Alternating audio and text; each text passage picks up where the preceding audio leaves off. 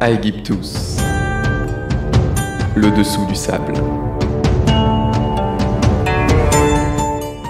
Bonjour tout le monde. Aujourd'hui, dans Aegyptus, nous allons parler religion, droit et égalité. Le sujet du jour, le voici, j'ai nommé les femmes en Égypte ancienne. Aujourd'hui, nous sommes le 8 mars, la journée internationale des droits de la femme. Les droits des femmes sont précaires dans le monde actuel. Aujourd'hui, on parle de féminisme et de féminicide. Mais il y a près de 5000 ans, en Égypte ancienne, comment vivaient-elles, ces femmes ? Eh bien, les femmes ont toujours eu une place particulière dans l'Égypte des pharaons. Voyageons dans le temps jusqu'au Nouvel Empire, il y a plus ou moins 3000 ans. Les vestiges de cette époque montrent que les femmes étaient très respectées. Enfants, elles avaient le droit à une éducation, d'apprendre un métier et donc de gagner leur vie seules. Bien sûr, elles ne devenaient pas scribes ou générales, mais pouvaient travailler de leurs mains sur des métiers à tisser, dans des brasseries, au champ, et la prostitution était respectée.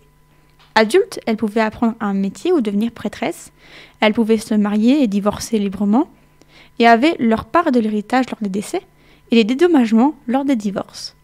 Il existait un véritable droit des femmes avec une pénalisation du viol et du meurtre sur conjointe. Les femmes étant rapidement pubères, elles se mariaient entre 12 et 14 ans, et l'homme jurait de protéger la femme, comme en témoigne le texte suivant, un contrat de mariage entre Imhotep et Tahater. Tu as été pris par une femme et par les enfants que tu me donnes naissance. Tout ce que j'ai et tout ce que je vais obtenir, les enfants que tu me donnes, tout ce que j'ai et je vais obtenir. Les enfants que vous me donnez naissance sont mes enfants, et je ne pourrai rien leur enlever et leur donner à un autre que mes enfants. Alors, c'est traduit mot à mot, donc c'est vraiment pas très très clair, c'est ça le souci des hiéroglyphes. Mais à la suite, nous avons encore ou à quoi que ce soit dans le monde. Donc il ne donne rien d'autre à ses enfants que ce qu'il possède lui-même, il ne rien d'autre à sa femme que ce qu'il possède, et il ne donnera rien à personne d'autre que sa femme et ses enfants. Je vous donnerai assez de vin, d'argent et d'huile pour ma nourriture et mes boissons, chaque Tahatar. Je vous garantirai votre nourriture et vos boissons que je vais vous fournir dans les mois et chaque année. Je vous donnerai où vous voulez, et si je vous divorce, je vous donne 50 pièces d'argent, et si je vous prends une dent, je vous en donne 1000 pièces d'argent. Je suis d'accord. 16 personnes ont témoigné de ce contrat. Donc là, c'est un signe qu'il jure fidélité à sa femme, qui lui donne donc beaucoup d'argent, qui lui donne à manger, donc il subvient à ses besoins, mais il donne également un indice que s'il y a divorce, il y a donc un contrat, il lui donnera de l'argent.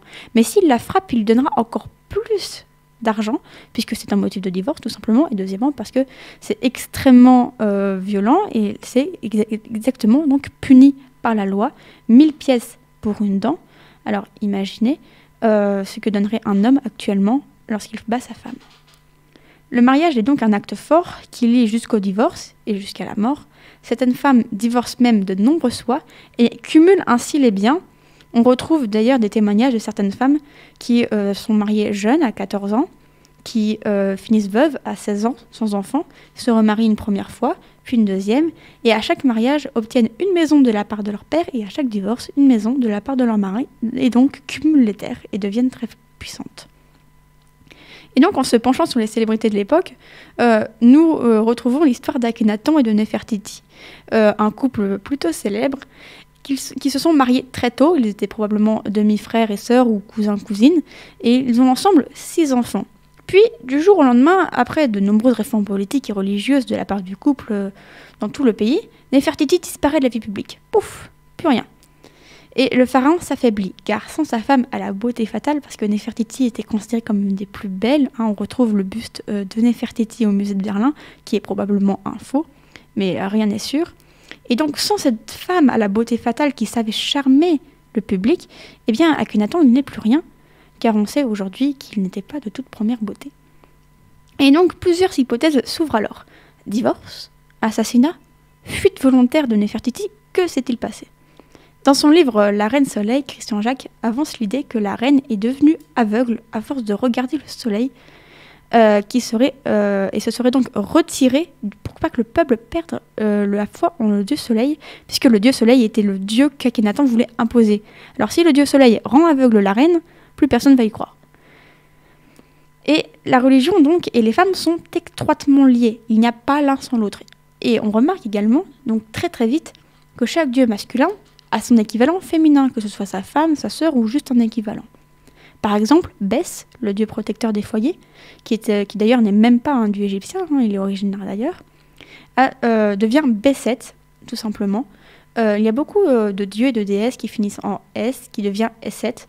Mais on a également Ptah, un des dieux créateurs, qui devient Sekhmet, et Set, qui a son équivalent, qui est sa sœur, Nephthys. L'équilibre entre la masculinité et la féminité est primordial et elle est très surveillée par une déesse, justement, Maat, la déesse de l'équilibre cosmique. Comme quoi tout le monde résiste grâce à la dualité entre le bien, le mal, la femme et l'homme, etc., etc. Et plus encore, la femme est divinisée régulièrement, que ce soit par les femmes pharaons, comme Cléopâtre, qui s'identifie à Isis, ou Néfertari, la femme de Ramsès II, qui devient Hathor et qui a son propre temple. Mais aussi par les femmes du peuple, qui sont protégées par Touéris et qui deviennent comme des vaguelettes du Nil, des compagnes de la déesse hippopotame à leur mort. Et comme les femmes vikings, les femmes égyptiennes sont considérées comme des guerrières car elles survivent à l'accouchement et si elles meurent en couche, elles sont considérées comme des soldats morts au combat. Les femmes sont également représentées comme des déesses sur des fresques. Leur peau est plus pâle que celle des hommes et elles ont également des yeux plus grands.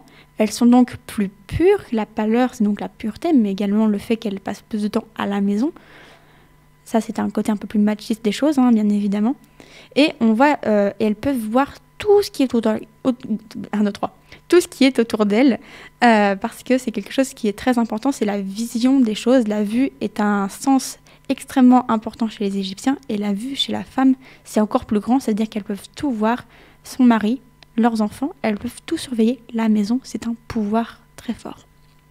Elles sont aimées, et malgré leur grande indépendance, restent discrètes et préfèrent s'éloigner des politiques parce qu'elles sont moins éduquées à la politique. Elles apprennent à lire, à écrire, mais la politique, c'est pas quelque chose qu'on leur inculque réellement.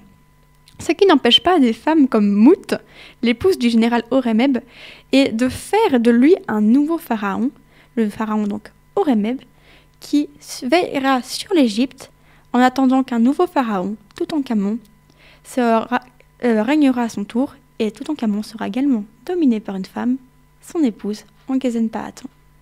Déesse, guerrière, prêtresse, reine, les femmes étaient libres de leur destin, mais pas de leurs coutumes, qui firent d'elles des oubliées de l'histoire lors de la conquête romaine.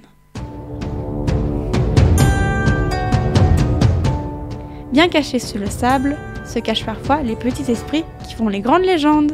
À bientôt pour voir ce que les sables d'Égypte nous réservent. Aegyptus, le dessous du sable.